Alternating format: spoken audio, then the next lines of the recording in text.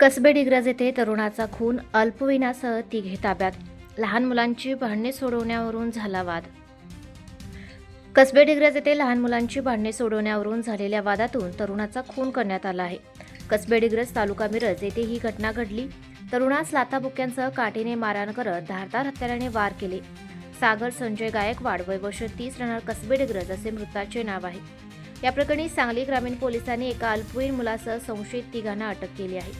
संस्कार सचिन आळतेकर, वय वर्ष 19, राहणार आदित्यनाथ नगर 4थी गल्ली कसबे डिग्रज व हर्षवर्धन गिरीश चव्हाण, वय वर्ष 19, राहणार इंदिरा निवास गणपती मंदिराजवळ कसबे डिग्रज अशी संशयितांची नावे आहेत.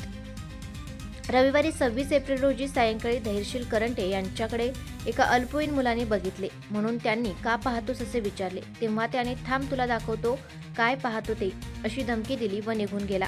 त्यानंतर धैर्यशील हा सागर सोबत होता. त्या ठिकाणी संस्कार, अल्पवयीन मुलगा व हर्षवर्धन असे तिघे आले. त्यांनी सागरला काठीने मारहाण केली. त्यानंतर रात्री 9:30च्या सुमारास सागर समडोळी रोडवरील खराटे यांच्या शेताजवळ गेला असता त्यावेळी तिघे जण त्या ठिकाणी गेले. संस्कारने त्याच्याकडील हत्याराने सागरच्या छातीवर आणि डोक्यावर वार केले. उपचार सुरू असताना पहाटेच्या सुमारास त्याचा मृत्यू झाला. सांगली शहर विभागाचे पोलीस उपनिरीक्षक संदीप भागवत, सांगली ग्रामीण पोलीस ठाण्याचे सहाय्यक पोलीस निरीक्षक कल्याणी शिंदे यांनी पथकास घेऊन पाहणी केली.